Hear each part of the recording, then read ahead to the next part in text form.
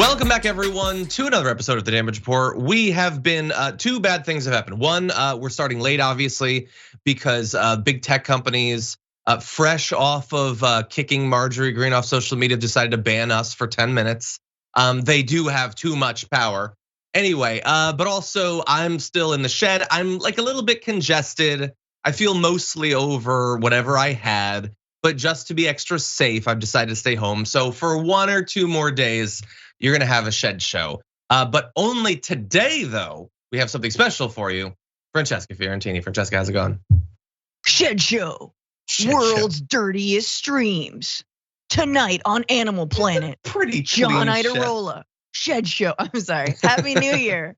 Happy What's New up, Year. Dragon Squad? Here's Good what to I see need- you, John. Yeah, we're having one other additional tech problem. Can we take the one shot of Fran? Fran, can you vamp for 10 seconds for me? Yeah. Tell me about the most recent episode of The Bituation Room. Oh my gosh, what's up, Dragon Squad? Everyone should listen to or watch back the Bituation Room podcast at Fran Ifio. We had the two hosts of Conspirituality, which is a podcast that talks about how the wellness world and the QAnon world and the MAGA world collide. So watch that. It was so good. Yeah. We have there's a HuffPost reporter, Jesslyn Cook, who has come on our show over the past like 2 years, and like all along the way, she was like charting like mommy bloggers and fitness bloggers, like gradually becoming more and more QAnonish. Anyway, yeah, I just had a flickering light I had to fix. But anyway, very excited to have you back. We're back on like a normal schedule. I guess the era of the 4-day week is done, unfortunately. It was a great time. But what we have for you today is a lot of news, including the story we just alluded to. We've got perhaps a debate about a move from Representative Alexandria Ocasio-Cortez, updates on January 6th, a whole bunch of stuff. Also, the campaign to blame the left for an election that hasn't even happened yet during a time when they're not in charge has begun. So that's gonna be fun. And and a board game story. Is it a board game I'm gonna wanna play? Stay tuned to the end of the show to find out. But along the way, if you wouldn't mind hitting the like button, sharing the stream, that would be great. Before we jump into our main stories though, I just wanna briefly mention a couple of things that I noticed that we don't have time to devote to. We might do them tomorrow, maybe. But just so that you know, Devin Nunes has resigned from Congress. He's out to go work for Trump. Like, I just don't. It's like, I just started watching Succession, so I guess I'm gonna make everything a comparison to that. It just feels like some petty thing they do in Succession, like leaving a government office to go work for Trump's thing. It's not gonna last. It's not gonna work. He's gonna make $5 million, but yeah. Nunes is very much a character in Succession. Yeah, True Social, man. Get with it. It's gonna be great. It's gonna be bigger. Hey, you heard of Universal? Yeah, bigger than Universal Studios. So we have that. Bolsonaro, Jair Bolsonaro, back in the hospital due to, I believe it's being termed an intestinal blockage at this point. Oh no. So as suspected, he is full of something. You can guess what it is. So anyway, obviously best wishes to Bolsonaro. Anyway, and also the Senate is apparently going to join, this according to Chuck Schumer, is going to vote on some sort of rules change to the filibuster. I don't know the content of the rules change. I do know the content of the Senate though, which doesn't give me a lot of hope that it'll work. Francesca, what do you think? Yeah, no, I mean, I'll believe it when I see it. I think Schumer dropped the ball on the entire Build Back Better negotiations. So we'll see. Like, again, I'm like, I'd love to be surprised, wouldn't we? I mean, I don't know. Just nothing's gonna happen. Nothing good anyway. Anyway, with that, why don't we move to our actual content? We are gonna still be taking one break. Obviously, we lost a little bit of time, so feel free to send us comments and tweets and all that, and we'll respond to some in a little bit. But with that said, why don't we jump into this? Down goes Marjorie Greene, at least on social media. Now, you are already probably aware of this. She has been apparently permanently suspended from Twitter. Twitter put out a statement through a spokesperson saying, "We permanently suspended Marjorie Greene for repeated violations of our COVID-19 misinformation policy. We've been clear that per our strike system for this policy, we will permanently suspend accounts for repeated violations of the policy." And we also just found out that she's apparently been suspended on Facebook for a day. We'll see. This is sort of like, if Twitter is gonna have accountability, anything headed by Mark Zuckerberg can have 1/1000th the accountability, I suppose. But anyway, it's been almost exactly 1 year since Trump was permanently banned on Twitter because it was believed that he was inciting, political uprising and violence and all that. And this means that we will miss out on Marjorie Greene tweeting on the 6th. You fill in the blank on what you think she'd be tweeting on that day. I can say that her recent Twitter activity leading up to the ban was pushing for a national divorce and attacking the holiday of Kwanzaa. So American culture, Francesca, has clearly lost a lot from her no longer being on Twitter. Well, I just want to say that this is exactly like the Holocaust, and now I know I'm not supposed to make those comparisons, but I feel like it is very apt. Did you know that 6 million Jews lost the ability to tweet right before they died? And that was like that was actually the real thing, in fact, because if you can't tweet, it's like you are dead. Anyway, you can't hold me accountable. You died the true death. You died the true death. This is all good on Parler, even though Parler sucks because there's no libs to dunk on. The best part of Parler has always been screenshotting my parlors and then tweeting them. I look forward to doing that on into the new fiscal year. So anyway, look, now technically she is still sort of on Twitter. Her official congressional Twitter account, as you can see in the screenshot, is still active.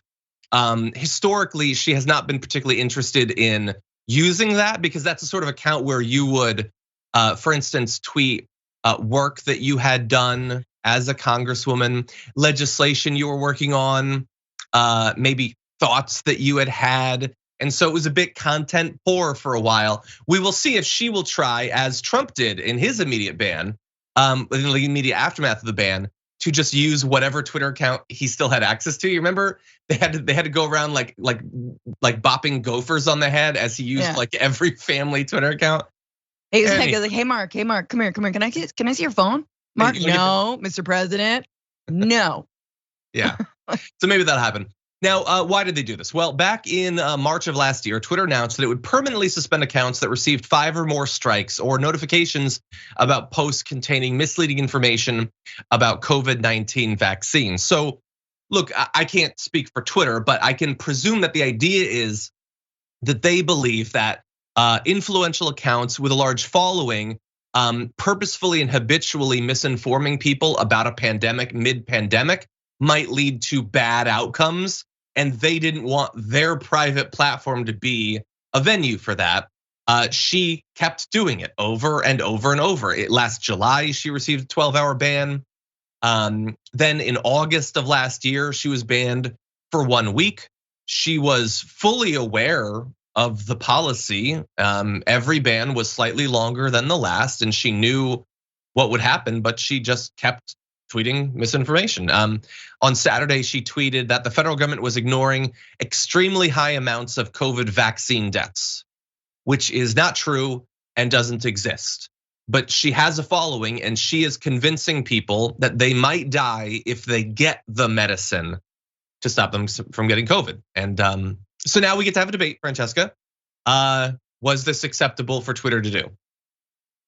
Yes, it absolutely was. I think, it is always difficult when you talk about deplatforming, because I think deplatforming often falls on the backs of specifically progressives and leftists, and traditionally those are the folks who've been censored.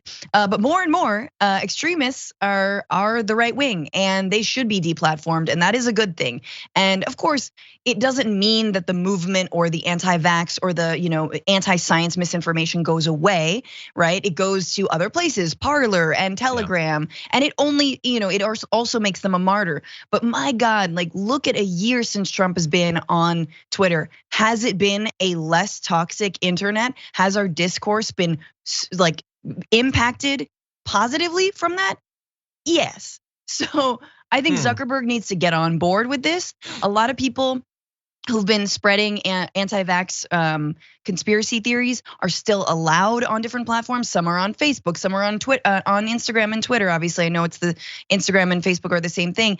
If they code their language enough, the problem is Marjorie Greene didn't code her language. But when you do, you get around all the censors and it's fine. You can stay as long as you want. Yeah. She's not going to code much at all. She's not one of the more clever ones of that bunch. But anyway, look, I think you could have a complex, multifaceted conversation about what sorts of, like standards of language and stuff like that, standards of fact checking are appropriate for public platforms, and in particular when it comes to politicians. But I think a lot of what you are probably seeing in the immediate aftermath of her being banned is not that. It is people who, to one degree or another, are like Marjorie Greene, effectively grifters who spread misinformation purposefully as their career, and they are not going to like someone being banned, even if it's obviously within their rights. This is not a government body. They're allowed to have standards that are clearly posted, that she's known about for a year, that she repeatedly, purposefully violated. But they will pretend that all of that doesn't exist. And in fact, the only thing you need to know is, hey, there's the First Amendment, and she spoke, and they banned her. Okay, yeah, that's the level of discourse that we're gonna have. So I'm sure some people who are also worried about being blocked from spreading their grift on Twitter will hate this. For those of us who would like less people to be dying constantly from COVID, maybe it seems like a good thing. Last thing I'm gonna say is I really want the right wing to get on board with things like greater regulation of big tech. They always love to whine about big tech, but what they wanna do is they wanna get in behind closed doors into meetings with Mark Zuckerberg and convince him to essentially, skew the algorithm in their favor, as if the right-wing outrage is not already skewed in the favor of conspiracy theorists like Marjorie Greene, right? Yeah. But what left-wingers want, what we want, is greater regulation of a completely out of control conglomerate internet that is like squeezing out smaller voices, and lets hate speech run rampant. Dare I say even nationalize, although in the hands of someone like Trump, that'd be terrible. But I'm totally on board with someone like Senator Warren's efforts to break up big tech. When is the right gonna get on board with breaking up big tech? Or do you just wanna have them play more in your favor? You just wanna bend the rules. You don't wanna actually change the rules. You want special privilege. Yeah, no, they don't actually want, they pretend they want regulate. Their whole thing is not regulating business. They want business to be able to do whatever they want, but they want the business to be bent to benefit them, which it already is and will continue to be. That's all. They will continually threaten some sort of regulation that never actually manifests. But anyway, by the way, I just want to point out in terms of like their supposed opposition to any sort of like canceling her for misinformation or whatever. Let's transition just briefly into this. In the wake of her being knocked off of Twitter, Joe Rogan has started an account on Getter. Says, just in case S over at Twitter gets even dumber, I'm here now as well. Yes, so he is just there in case Twitter gets any worse or more censors, not to appeal to the right-wing guys on Getter. That's not what Joe Rogan would want to do. But anyway, he's on Getter, so that's the one that Jason Miller started. He told Fox News at the time that it would be independent from social media monopolies. Well, it's a separate company, I guess by its very nature, but you would love it to be the biggest only game in town. So that's nonsense. Independent from cancel culture, embracing free speech. Okay, well, they already canceled the term groyper, the racist term groyper, after Nicholas Fuentes was banned. And so they banned him, which I think makes sense, but they're saying they wouldn't do that. So then in response, his followers started using this word a bunch. So they banned the word. Again, they say that he violated clearly defined terms of use, which I think they get to have. But they say that social media companies do not get to have terms of use. And they certainly shouldn't be banning people or words. That's a violation of free speech. That's cancel culture. No, you are demonstrating that platforms do have to balance these sorts of things. And so again, this is a part of the potential conversation around this that we will not really have, but it does exist. They're gonna have these issues too if they last long enough and get big enough to actually have a problem with it.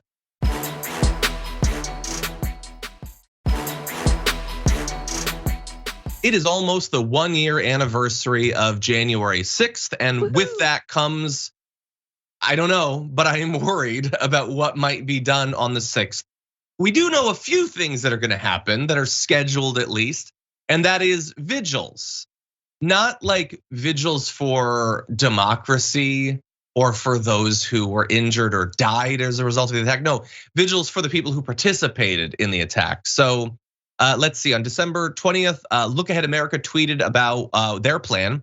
They said they're doing vigils at the DC prison and nationwide on the 6th to honor those who have been politically persecuted and to commemorate Ashley Babbitt and Roseanne Boyland. So Ashley Babbitt's gonna be commemorated, and those who were politically persecuted. Now, by politically persecuted, they mean were locked up for attacking the Capitol. They are not saying those who were almost politically persecuted by having the results of a fair election be overturned by a bunch of maniacs. That's a type of political persecution they're not particularly interested in. But anyway, there are going to be these vigils now, Francesca, and hopefully that's where it stays. It is possible that this day could become some sort of like rallying point in the year for crazies, though. I feel like those vigils are like decoy vigils for the FBI to, round up any stragglers that they haven't yet arrested. Be like, yeah, wow, real shame about Ashley. I know, I was right there next to her, and you're done. But it is sad to me, and I hope this is not the case, but it's sad to me that like the mass mobilizations around January 6th are in the right's favor on so-called honoring someone like Ashley Babbitt and people who stormed the Capitol rather than the others who died like Capitol police officers as a result of what happened, or just like mass movements. And I think this speaks to a lack of connection from both the Democratic Party and politicians in general, and like the grassroots of the majority of the United States. And I think the majority of Americans, I know it's hard to believe, but I think the majority of us think what happened on January 6th was bad for democracy, for the Constitution. And I wish there was a solidarity vigil or demonstration that said, hell no, we're not gonna let this happen again, ever. And there needs to be accountability. And we will see, how that all plays out. But let's remember what the lessons we actually need to learn from this. Yeah, and let's hopefully remind people in positions of actual power of those lessons. Because in some ways they're taking it seriously. I mean, I guess they have their commission or whatever. In terms of actually doing anything to stop it from working the next time, we've got basically nothing that has happened nationally by the Democrats at the state level. We're just as vulnerable as we were, if not more, because the legal playing field has been even more biased towards the Republicans with the laws that they passed. There are additional vigils, by the way, 5 states: North Carolina, Georgia, Arizona, Florida, South Carolina. So, if you're interested, feel free. I love people participating in democracy, preferably not in the overthrowing of it. By the way, this is a fun little, Telegram ad for one of these by the Prisoner's Record. So they are talking about POWJ6. So they have taken the prisoner of war thing. So wait a second, were these just peaceful protesters or were they warriors in the middle of a war? I think you're undercutting your thing. It also says, by the way, note, please do not wear attire or bring signs referencing political parties, candidates, or other organizations. Yeah, no, that's a good idea, but I think we know which one you support without the sign. I don't think you need to wear the sign. Anyway. Oh my God, that is all you need to know about how much these people actually respect the military. Back the blue. We're going to rip off the POW like emblem for people who stormed the Capitol, and also a fair number of them were former military, right? And that it's an introspective moment, and I still feel like we haven't had that. We had like General Mark Milley and other folks who've like been out in front, but like, who is answering for the fact that so many people who stormed the Capitol were former or current law enforcement or military? Like, there needs to be a reckoning around that. The call is coming from within the building, people. What is wrong? Oh, no. Let's sign a $700 billion check to all of the defense, American defense budget. Get everything you want. Let's just expand our nuclear arsenal. That's great. Let's give everyone a raise. I'm not against raises, but my God, you need to be rooting out the white supremacists and the insurrectionists and like in your ranks. And what is it about your training that leads you down this primrose path? No. Yeah, no, we'll just have the occasional awesome, well-researched article in The Intercept or I don't know, Public Integrity or Vice about like white nationalists in like infiltration of the police or special forces, and then we'll go, oh, that seems scary. Well, moving right along. Yep. We won't do anything, and if we did try to do anything, Tucker Carlson would turn it into a nightly crusade to stop any reform from happening. That said, we do have one other aspect on January 6th, so let's turn to this. We have a little update on what the January 6th committee is up to. I wish it was coming from anyone other than Liz Cheney, but unfortunately she's the one we've got. She went on, let's see, ABC News this weekend, and here's what she had to say about some of the recent findings. The committee has firsthand testimony now that he was sitting in the dining room next to the Oval Office watching the attack on television as the assault on the Capitol occurred. We know, as you know well, that the briefing room at the White House is just a mere few steps from the Oval Office. The president could have at any moment walked those very few steps into the briefing room, gone on live television, and told his supporters who were assaulting the Capitol to stop. He could have told them to stand down. He could have told them to go home, and he failed to do so. It's hard to imagine a more significant and more serious dereliction of duty than that. Is his failure to make that statement criminal negligence? You know, I think that there are a number of, as the chairman said, potential criminal statutes at issue here. But I think that there's absolutely no question that it was a dereliction of duty. And I think one of the things the committee needs to look at as we're looking at a legislative purpose is whether we need enhanced penalties for that kind of dereliction of duty. But I think it's also important for the American people to understand how dangerous Donald Trump was. We know as he was sitting there in the dining room next to the Oval Office, members of his staff were pleading with him to go on television, to tell people to stop. We know Leader McCarthy was pleading with him to do that. We know members of his family. We know his daughter. We have firsthand testimony that his daughter Ivanka went in at least twice to ask him to please stop this violence. Okay, so much of what she revealed there, I feel like we either specifically knew or believed to be true. Maybe the Ivanka going in twice might be an addition, but so they're like looking into it, I guess. There's something, but what is their solution? Enhanced penalties in the future, she said. Wait, you mean so like the next time a president sits by as a mob attacks the Capitol, in the aftermath of that, will have enhanced penalties. So wait, so you're saying we not only had to survive the one attempted insurrection, but in your hypothetical, we would have to survive another one, and then maybe there would be penalties. Oh, good. Yeah. It just doesn't seem like much, Francesca. Yeah, impeachment could mean something at some point. What kind of, I mean, that's the thing. Our democracy has not been prepared for someone like Donald Trump. So what are you gonna do? How are we gonna Trump-proof? How are we gonna authoritarian-proof this country and our government going forward? And they're out of ideas. They're like, well, maybe our slap on the wrist will be a little bit harder, if you know what I mean. The dude was sitting eating popcorn, laughing, mouth full. I'm surprised he didn't choke that day, just like out of laughter at the chaos he created. And also, come on, guys, imagine if he had gone on television and said stop. Number one, it wouldn't have done anything because people knew that hours before he was in front of his own mob saying we're gonna go forward and basically violently take power.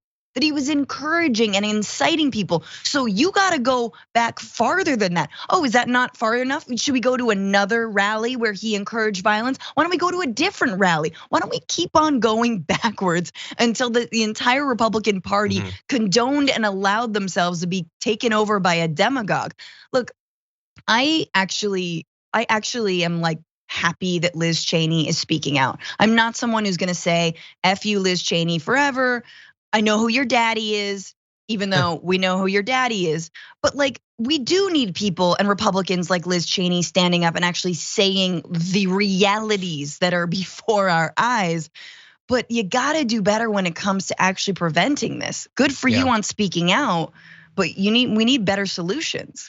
Yeah, I personally think, and we'll talk about this more on the anniversary, I guess, but my view 1 year out is they will not succeed in overthrowing the government if they don't try very hard. I think that's the thing that will stop them. I don't think that Democratic leadership, Joe Biden, the DOJ, Merrick Garland, anything like that is really doing anything. They have tried to provide some disincentives to do an uprising.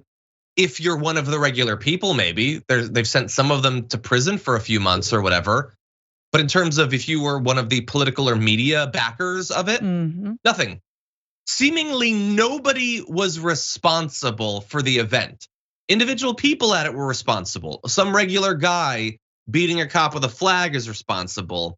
But the people who got them there and sent them there and stuffed them full of insanity, none of them are responsible. None of the politicians, none of the pundits. And so why would any of the politicians and pundits back off from doing it again? Yeah. They're all fine, if not like have more devoted bases than they did the last time. So this whole year has been like, you remember how long January 6th felt? It was like the 4 hours that nothing happened and they were not contained. And they just left. They just kind of got their yayas out and like left the Capitol, right? This entire year has felt like those 4 hours of waiting for some kind of accountability. Paul Gosar, Andy Biggs, all the Congress people, Marjorie Greene, Lauren Boebert, all the people who met with these rioters. What's gonna happen to them? I mean, we're gonna do a top 10 list in a little bit, John, about our predictions for 2022, but and you're welcome for mentioning that. But I wonder if we're gonna see a single congressperson held accountable for this. And losing your committee positions is not enough. Yeah, especially when they weren't interested in participating in those committee meetings to begin with.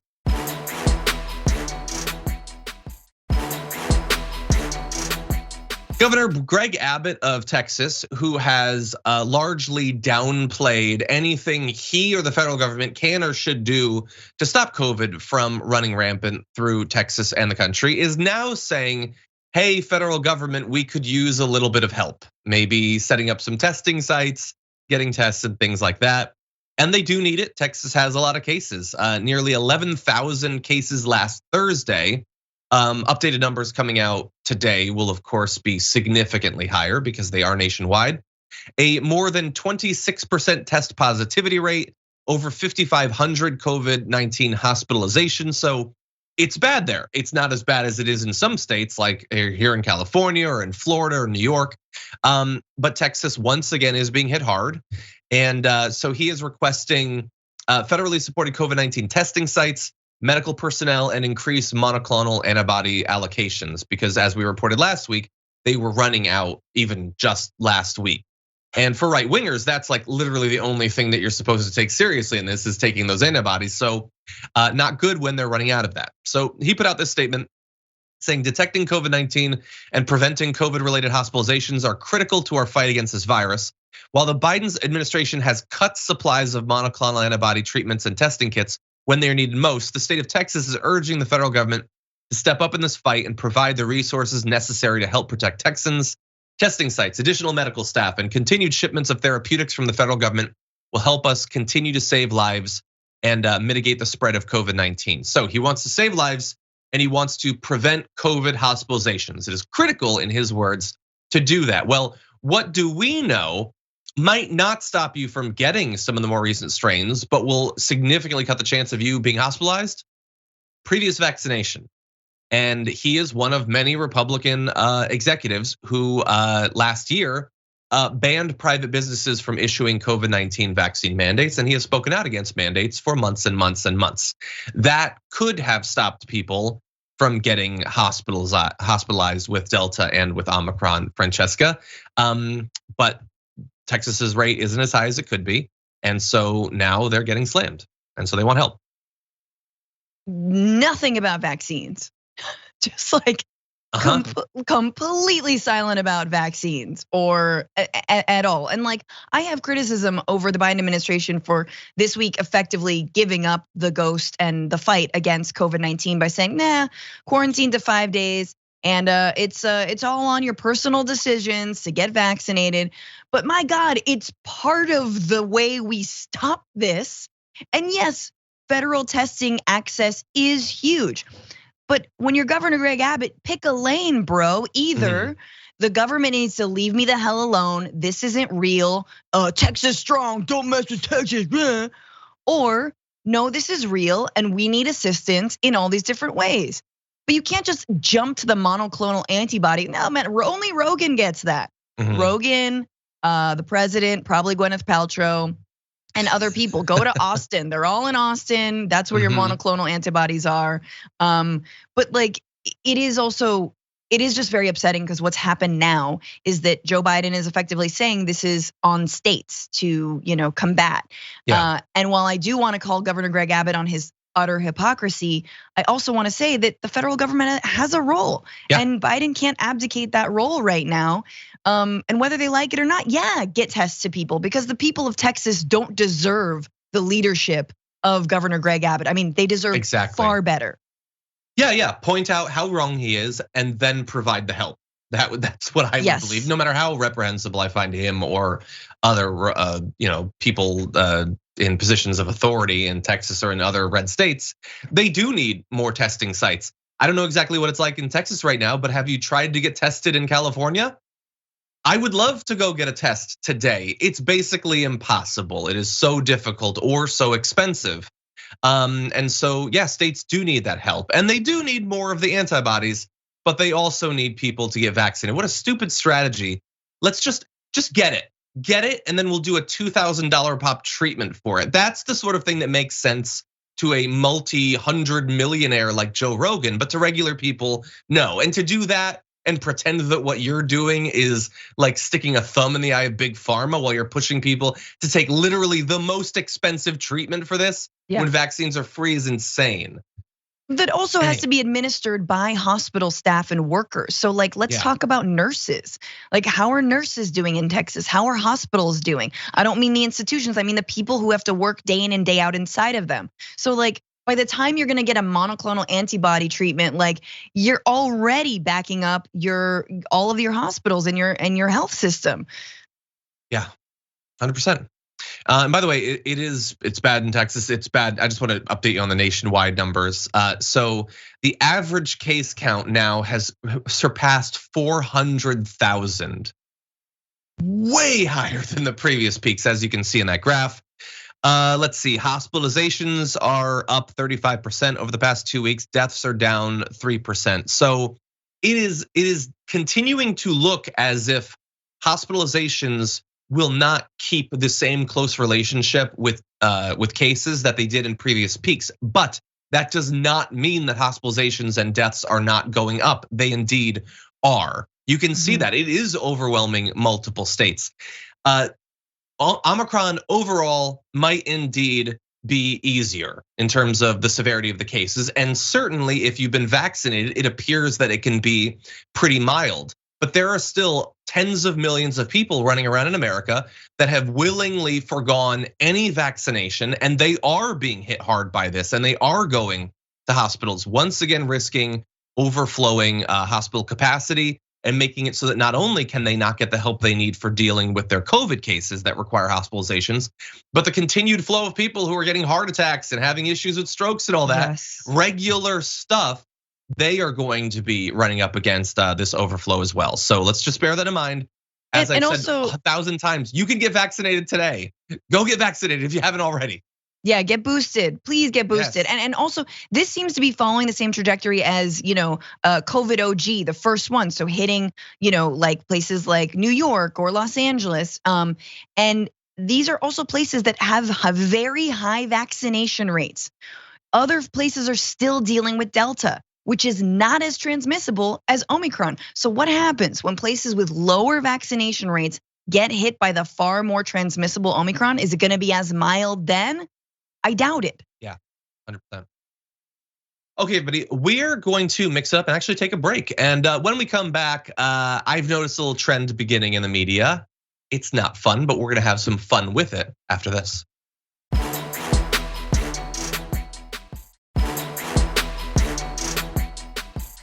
The season of political endorsements has begun with the former president, Donald Trump, endorsing Viktor Orban in his bid to continue on as Hungarian prime minister, saying, Viktor Orban of Hungary truly loves his capital C country and wants safety for his people. He has done a powerful and wonderful job. He's done a powerful job in protecting Hungary, stopping illegal immigration, creating jobs, trade, and should be allowed to continue to do so in the upcoming capital E election.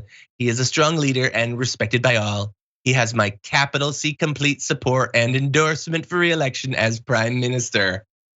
So look, if Trump is endorsing someone, it is a good bet that they are not necessarily sending their best. In this particular case, though, he's just an authoritarian who's trying, like Trump, to dismantle a democracy. So I believe this is literally graphics we've read before, but just to catch you up a little bit. After winning Hungary's election back in 2010, he systematically dismantled the country's democracy, undermining the basic fairness of elections, packing the courts with cronies, and literally taking personal control of more than 90% of the country's media outlets. He has openly described his form of government as illiberal democracy, which Zach Beauchamp says is half correct. So look, I guess, Francesca, it's not surprising. They've talked previously about the right in America of liking Orban. Tucker Carlson has done his like fawning interviews. This is just a European proto-dictator, effectively. Yeah, and it is chilling to know that the right in this country, in the United States, loves him so much, and that people like Tucker Carlson go to Hungary and do interviews with him, that they and what they stick on. And this is, I think, what we need to remember is that Trump is an idiot. He's fun sometimes to talk about, especially when he's out of power, like he has been for the last year. But the people behind Trump, people like Steve Bannon, they absolutely are in favor of autocrats around the world taking control. Illiberal democracy is what they want. They don't even want the democracy part. In fact, these folks do not think that democracy is worth it. They've given up on it. They think that Western democracy is crap. Instead, they want top-down dictatorship, and what does that mean? It means you don't have plurality of voters, that people of color, that immigrants are sidelined, that borders are erected and clamped down upon.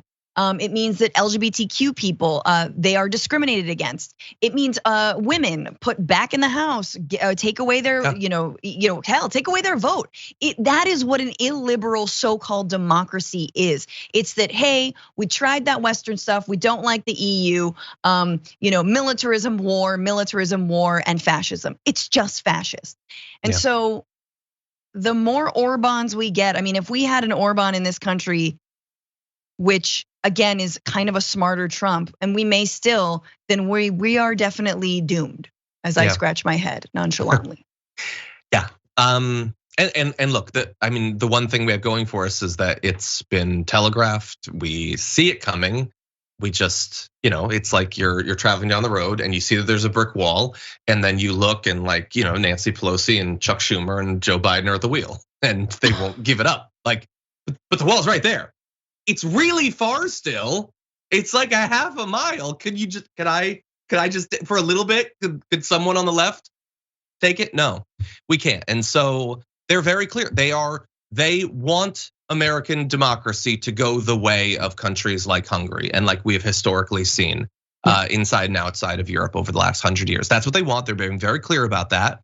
Their year-long campaign to laud and memorialize the people who attacked the Capitol, it's all so abundantly clear.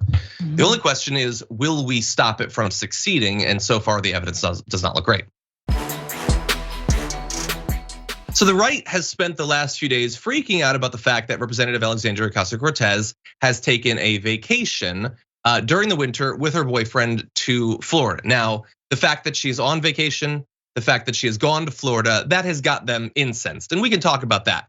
But they've also narrowed in on a particular issue that they have. So Steve Cortes tweeted, if leftists like AOC actually thought mandates and masking worked, they wouldn't be frolicking in free Florida. By the way, Florida is like riddled with COVID right now. But anyway, apparently it's free according to him.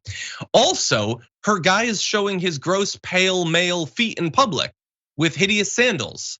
And he attached a photo and circled a man's foot in a photo as a criticism of a congresswoman. That is a literal thing. Steve Cortes was a commentator on Newsmax. He was an advisor to Donald Trump. Like, this is one of their guys.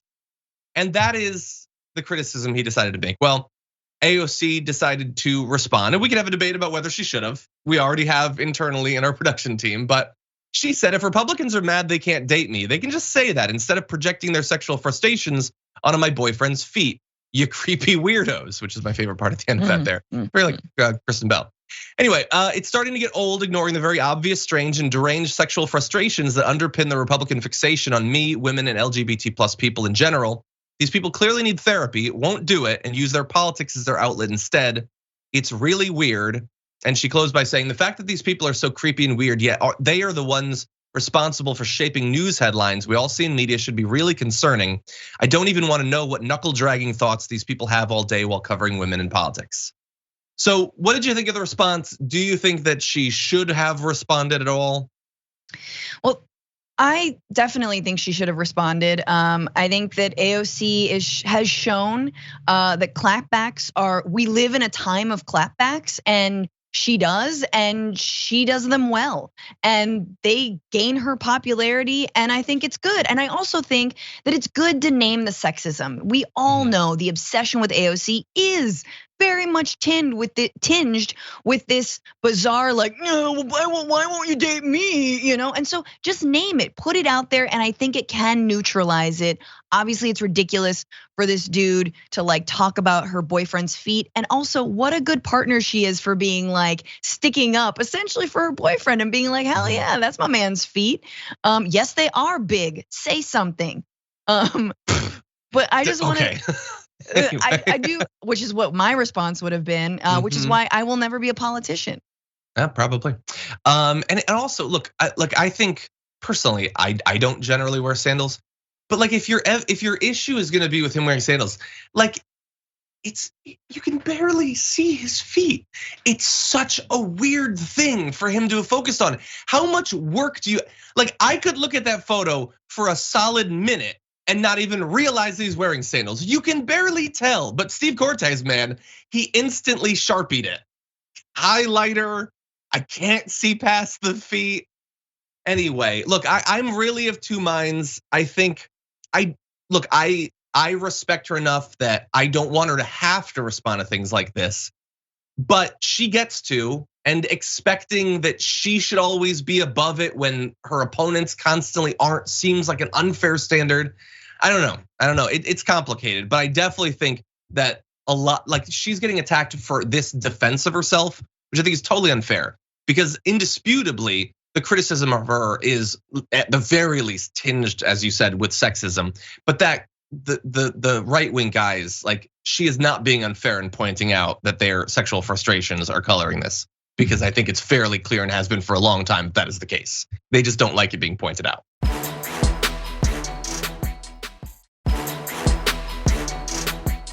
Okay, with that, we have only a little bit of time. We're a little bit behind on the rundown. What do you know? We lost 10 minutes, so that's gonna happen. But with that, let's launch into this. We are into an election year, and although the elections are still like 10 months away, that doesn't mean we can't launch into one of the best parts of an election season, preemptively blaming the left for results they're not in charge of. Yay! So I saw this tweet and just felt, so now I'm gonna inflict it on you. Hillary Clinton warns Democrats against far left turn before 2022 midterms. That seems fair. I mean, why not? After all, In 2016, we chose the more moderate candidate who then lost, and that was in fact her. And then in 2020, we chose the more moderate candidate, and hey, he won. And it's sort of going the way that we predicted. In neither case has the left literally ever been in charge of anything. But why shouldn't we be responsible when a moderate loses an election or when a moderate presidency doesn't succeed because of the obstruction of other moderates? Why wouldn't Ilhan Omar be responsible for that? Francesca, you're on the left. Explain yourself. Why are you all ruining it for us good centrists? I don't know. I think progressives have a weather machine. I'm just gonna say it. I know it's a trope about progressives, but they do. And they control the weather in DC. Everybody knows this. No, and it's just amazing to me. You know, beyond the headline, you listen to what she said, and she is basically saying, you know, we have to think about how to win in purple states, i.e., like red states, you know. And again, there's so much to unpack, but this is nothing about, hey, without abolishing the filibuster, our democracy is totally effed. Hey, we can't even get, you know, any kind of voting rights enshrined. Let's talk about that. Let's talk about how our country's been drifting to the right through gerrymandering, through all kinds of shenanigans, through voter suppression, and the Democrats have been okay with that and not doing anything to pull us back into the realm of fairness. No, we're just gonna continue to blame progressives, who, by the way, gained seats in the House in 2020, even though the moderates, the centrists, they lost. To say nothing of centrist on centrist crime, as you alluded to, between people like Joe Biden and Joe Manchin. So spare us, Hillary, spare us. You lost. Understand why you lost. For the love of God, go on another hike, and I really hope you find out the reason why. Yeah, and you can be mad about it, like people pointing out in the chat that she won the popular vote. Yeah, if I won the popular vote and lost, I would be really mad too. But I would also wonder why. And it's complex, and not all of why is necessarily directly her fault. We live in a complex world. It's not, you know, popular or lucrative to admit that on political talk shows. You're supposed to pretend that everything's coming up Milhouse for your political ideology constantly. But anyway, you can try to learn lessons.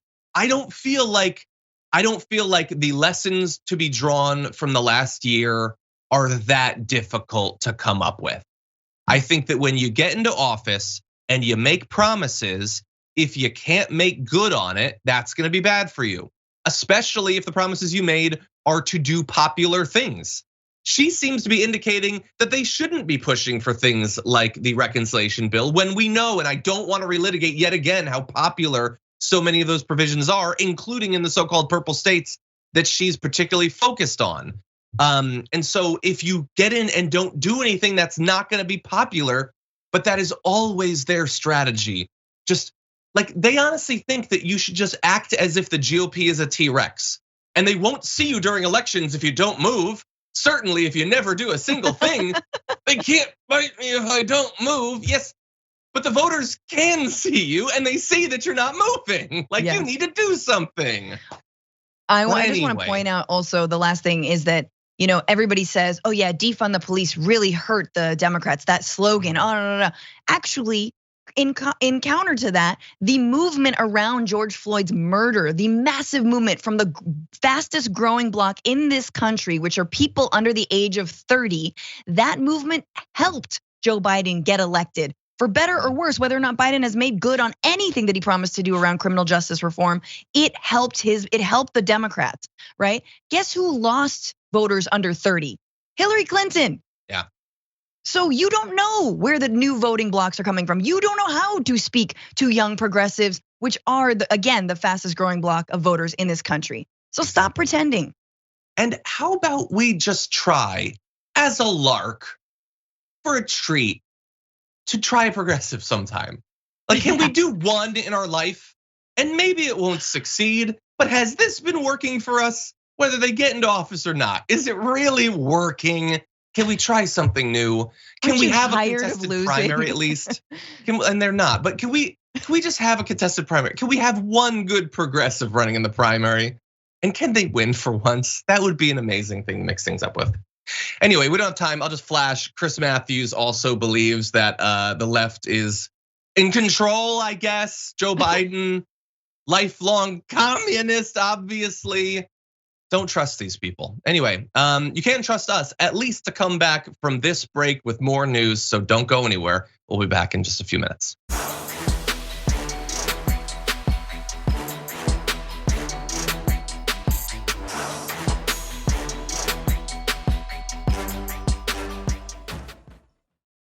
Thanks for listening to the full episode of The Damage Report. Support our work, listen ad-free, access members-only bonus content, and more by subscribing to Apple Podcasts at apple.co/TYT.